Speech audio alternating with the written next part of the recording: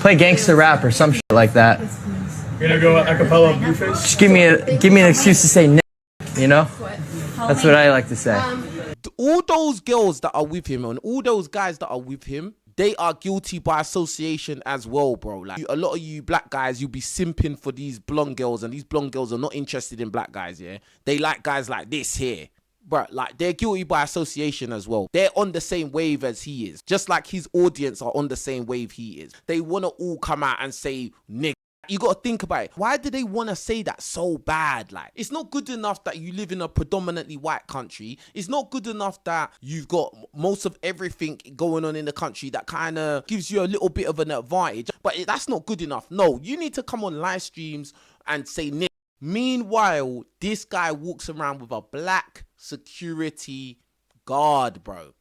That's why he feels confident to say this stuff, because this guy ain't about no action, bro. This guy is a druggie, bro. He takes meth. He's on steroids, takes a hammer to his face so that he can make his face more chiseled, his jawline, and now he's saying nigga on live streams, bro. Because there's a lot of audience for this, bro. There's a lot of little white boys out there that relate to this guy. They want to say nigga out in public as well. This kind of guy here, yeah, he looks at black people as beneath him. That's why he's doing this stuff, bro. He wants to antagonize black people. The moment Clav shouted the N-word out in front of many people. Nick bomb. Nigga!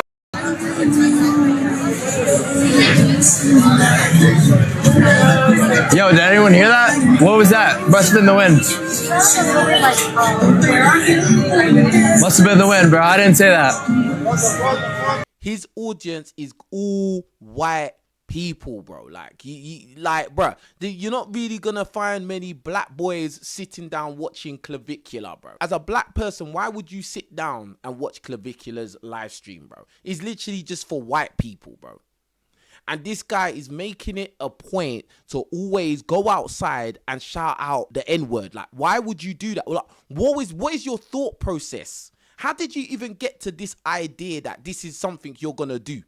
Like, you've already built a following from being a looks maxer, etc., etc. You know, you take drugs and you take steroids, and by his own account, he's impotent or something. He has to take maybe Viagra to get his willy to work and stuff like that. But now, not only is that stuff not good enough, now he has to make it a point to go out in public and say the word nigger, bro. And he calls it the nig bomb, and he's doing it for his audience. What kind of audience would that be? Because I don't think black people would be sitting down watching Clavicular live stream thinking, oh, I can't wait for Clavicular to go out in public and say nigger. So here's another example of Clavicular antagonizing black people. And the caption read, everyone was in shock when Clav revealed his custom hat. I bought another. Like, he let me borrow it. He didn't want it back after touching your hair. What is that hat, bro? What is that hat, bro? Jesus Christ. Bro, what the fuck?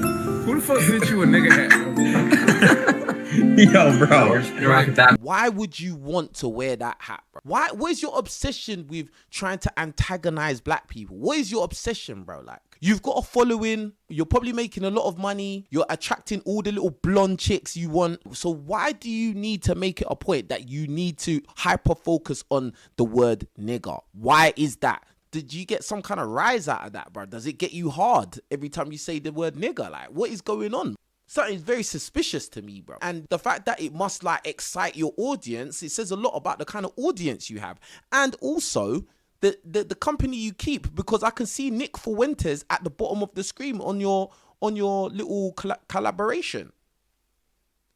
And we all know Nick Fuentes basically a racist. The fact that there's a black guy in this collaboration is just like a joke. A lot of times in these kind of circles, there will be always like this black guy there, and he will just be like kind of funny looking. He'll always kind of be overweight, and he's just laughing at everything. And it's just like, bruv, this is unacceptable, bruv. What is that hat, bro? What is that hat, bro? Jesus Christ. Bro, The black boys like lose the hat, bro. He's trying to laugh it off, but bro, really and truly, he knows what that is, bro. Like, that is an attack. You're being offensive to black people deliberately. He's disrespecting you to your face. He doesn't give a crap. You're just there. laughing it off, ha ha ha ha, lose the hat, bruh. And then you're there on the live stream with Nick Fuentes. Nick Fuentes is loving it, bro. He's probably got one of those hats in his house as well. Who the fuck did you a nigga hat? Look, the black boy is not laughing, bro. The black boy is not laughing, fam. Look at his face. He's looking at him like, raw, like, you actually put that hat on and you put that on in front of me, bro. Like, I know what this black boy is thinking, bro. Like, but he's just thinking, you know what? I'm just trying to make money off this streaming thing. He's not really trying to rock the boat. But really and truly, he don't like that, bro. This black guy does not like that at all, bro. Clavicular asks Ed Matthews whether he should drop a couple N-bombs in front of the worst guy possible. Should we drop a couple Nick bombs? I mean, feel free, mate. Feel free. We gotta wait until we're in a better setting. That's a fucking moment enough. Ed Matthews, you know that's not a good look. Look how he's looking around. He's not trying to be involved in this. But, bro, you're guilty by association. Why are you there with him, bro? You know what he's on. Clavicular on Fresh and Fit. There's no one who's gonna dictate my language. That's not happening. I just checked you though. But did you? Because I really just said I did. I mean, I could. I did. I just asked you what you said, so that's me checking you. I mean, like, you're not gonna sit here and tell me. Why are you saying that though? It's like what? Like, Why do you feel comfortable saying that as a white man? Do it. I find this to be very offensive, to be honest. I don't think people should be making this guy feel comfortable to say this, bro. You're just a boy that takes drugs, bruv. Shut up, bruv. You take drugs, you take meth, you take steroids. You take so much substances that your penis doesn't even work. And people acting like this guy is something special, bro. Like, this is how messed up the world is. And not only all those things, this guy is deliberately antagonizing black people, bro. As a black man, you should not be okay with this guy walking around in front of you saying this, bro. And by the way, when he's outside walking around, guess who he's got as a security guard? A black guy. Well, the reason I feel comfortable saying it because I know that I'm not a person who's racist. I don't really give a shit about, any political issues. I just want the ability to really say what I want and have freedom over not only my content, but my speech. So for me to restrict myself based on some random, garbage and historical context seems kind of silly. Man said it's random historical garbage. So the transatlantic slave trade was random historical garbage. Like, what are you talking about? Like, this guy's an idiot, bro. You're a druggie. To me, it seems kind of ridiculous. It kind of is almost taking power away from the word to say it. So I think it actually does society a justice to, openly be ripping this on air. Society a justice to openly rip this word on air. No, you are just antagonizing black people because you don't respect black people. That's all it is, Clav. And I bet you wouldn't feel confident to say it around me, Clav. You wouldn't, bro. So, like, this is what I'm saying. Bruh, you feel confident to say it when you got your security there. You feel confident to say it when you're in a studio with other people that are allowing you to say whatever you want, bro. Like, you are not real, bro. You're not built for no action. You're just there, bro. You see somebody like him, yeah? He's got a certain stature that looks like he might be on something. He might be ripped and all that, but, bro, it's just for girls. These kind of guys, bro, it's just for girls, to impress girls. But actually, in real conflict, in real life situation, this guy is a pussy, bro. Nothing there. Oh, okay. You ready, right? Me too. I saw black. You talking about black, you talking about my kids. Fuck that bitch ass nigga. Call me on my mom. All right, brother. Call me a hoe. You talking about my kids. Go ahead, man. When you say black people, bitch ass nigga, you scared that was gonna get in there. Oh, yeah.